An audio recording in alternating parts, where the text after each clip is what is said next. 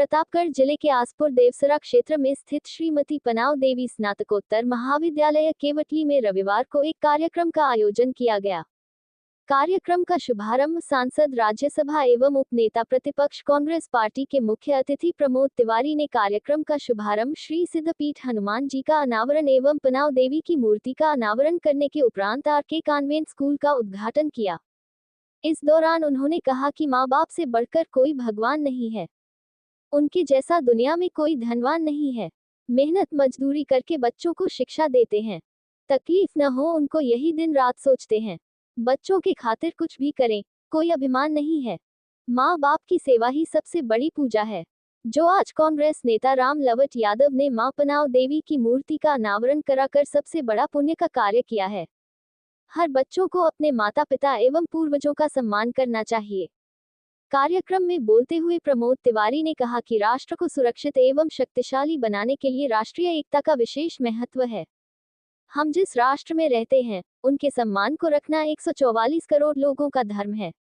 उन्होंने कहा कि हम किसी भी जाति धर्म संप्रदाय के हो, मगर हमारे लिए राष्ट्रहित सर्वोपरि है और उसकी रक्षा हम सभी का परम कर्तव्य है। देश की एकता और अखंडता के लिए हम पट्टी की धरती को सलाम करते हैं। उन्होंने पंडित जवाहरलाल नेहरू का जिक्र करते हुए कहा कि राजनीति में उनके आने से राजनीति का तेवर बदल गया। आनंद भवन से निकलकर पट्टी की धरती की धूल माथे पर चढ़ाकर उन्होंने किसान आंदोलन की शुरुआत पट्टी की धरती से की। किसान नेता रामचंद्र व झुगरी सिंह की कुर्बानियों को याद करते हुए कहा कि उन्होंने देश के लिए भारत को आजाद कराने के लिए बढ़ चढ़कर हिस्सा लिया। इस अवसर पर श्रीमती पनाव देवी स्नातकोत्तर महाविद्यालय के छात्र छात्राओं ने देशभक्ति पर आधारित संस्कृत कार्यक्रम प्रस्तुत कर उपस्थित जन समुदाय को राष्ट्रभक्ति का पाठ पढ़ाया, जिसमें छात्र अविनाश, अमन, दिनेश, रोशनी, प्रज्ञा आदि का प्रदर्शन सराहनीय रहा। कार्यक्रम की अध्यक्षता विद्यालय के प्रधानाचार्य प्रदीप कुमार त्रिपाठी ने किया। संचालन माता फेर यादव ने किया। संरक्षक डॉक्टर राम शिरोमणि यादव ने आए हुए आगंतुकों का धन्यवाद ज्ञापित किया। इस दौरान डॉक्टर नीरज त्रिपाठी लाल, ब्रिजेश पांडेय, मुरली, हरिराम, शुभम, राजीव, प्रेम शंकर, सुनीता पटेल, श्याम शंकर मिश्र सहित हजारों लोग उपस्थित रहे। बहन का बहन से, भाई का बहन से, बहन का भाई से, पति का पत्नी से, पत्नी का पति से, लेकिन एक पवित्रतम रिश्ता होता है मां से। उससे ज्यादा पवित्र और आत्मीय रिश्ता कुछ नहीं होता। दुनिया में कोई भी माँ बेटे या माँ बेटी के रिश्ते को अलग नहीं कर सकता, क्योंकि वो नहीं होती तो पुत्र या पुत्री नहीं होता। जन्मदाता तो वही है ना, कोख में तो उसी ने पाला है 9 महीने में। तो मैं इतना ही कहूँगा कि उनकी मूर्ति का अनावरण करा के आपने पनाव देवी विद्यालय पे नाम रख के आपने बहुत अच्छा कार्य किया है रामलौट जी। मैं आपको और आपके भाई, आपके परिवारजनों सबको इस बात के लिए बधाई देता हूँ। आपको ये कहना चाहता हूँ कि आज देश के सामने सबसे बड़ी चुनौती है, आगे नहीं बढ़ना है। आगे बढ़ने से काम नहीं चलेगा। दुनिया के जो देश तेजी से आगे बढ़ रहे हैं, उनसे तेज आगे बढ़ना हो, उनसे ज़्यादा आगे बढ़ना हो।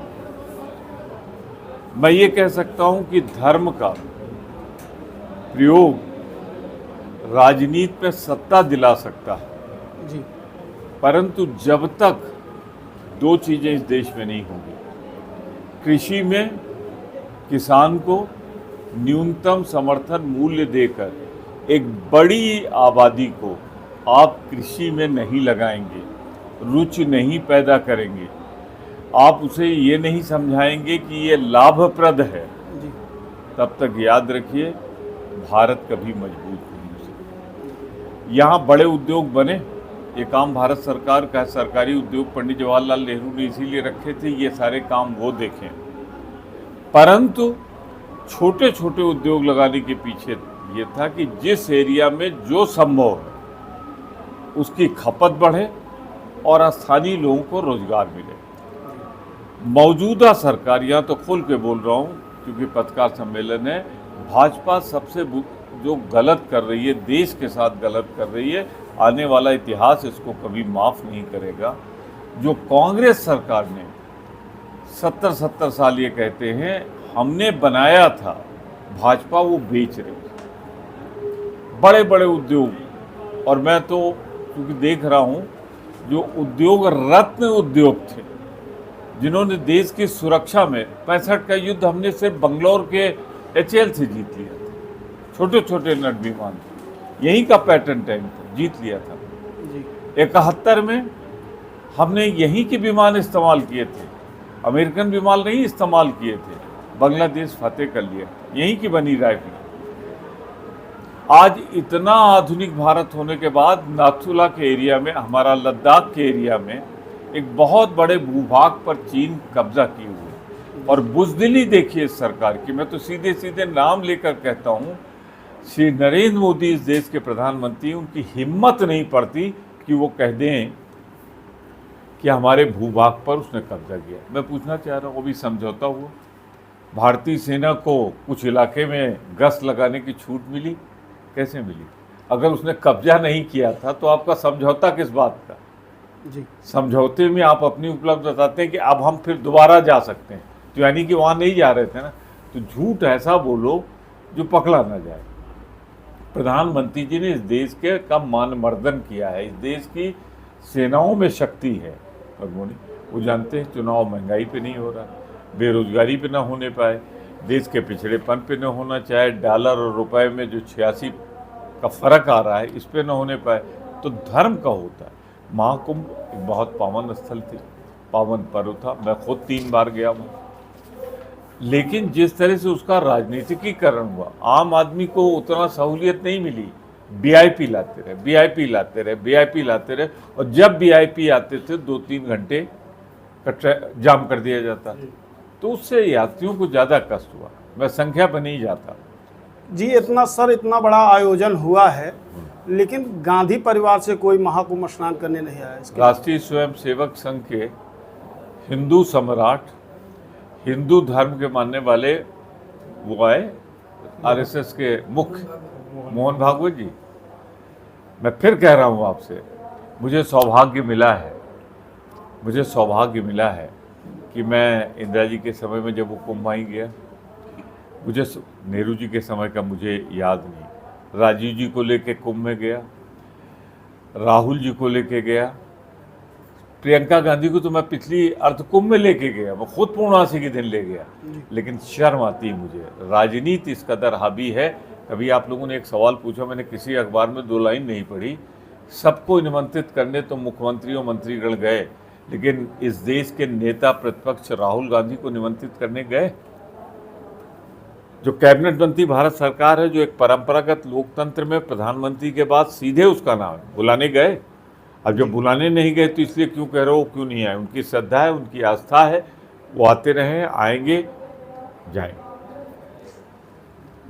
सोनिया गांधी को लेके मैं ही गया था, तो हमेशा आते रहे। लेकिन जब आपने ऑन इन्विटेशन कर दिया जी, तो जरा इसका जवाब दें कि भारत देश के नेता प्रतिपक्ष को आमंत्रित उत्तर प्रदेश की सरकार ने क्यों नहीं? सर, दिल्ली में जिस तरह से पार्टी की क्षतिग्रस्त हुआ है, माने हार हुई है, और सामने 2027 का चुनाव है, इस बारे में पार्टी की आगे क्या तैयारी है? सर, अगर वो दिल्ली चुनाव में जो हाल ही में बीता हुआ है, अगर उसमें आम आदमी पार्टी से अगर मिलके आप लोग चुनाव लड़े होते तो क्या उम्मीद नहीं थी पार्लियामेंट तो मिलकर लड़े थे जी? क्या हुआ? पंजाब में आम आदमी पार्टी क्या हमसे मिलकर लड़ी थी? गुजरात में हमसे मिलकर लड़ी थी। पार्लियामेंट के चुनाव में जब सारी पार्टियां एक हो गईं तो आम आदमी पार्टी पंजाब में अलग रही। तो जब उन्हें मिलजुल के नहीं लड़ना है तो ताली तो दोनों हाथ से बजेगी ना, एक हाथ से नहीं बज सकती।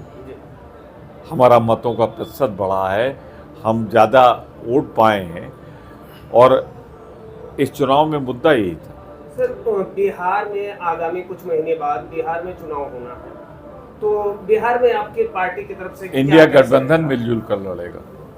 चलिए सर, भाजपा जो है ये विदेश नीति को लेकर बड़े बड़े ढिंढोरे पीटती है, इसको लेकर आप क्या कहेंगे?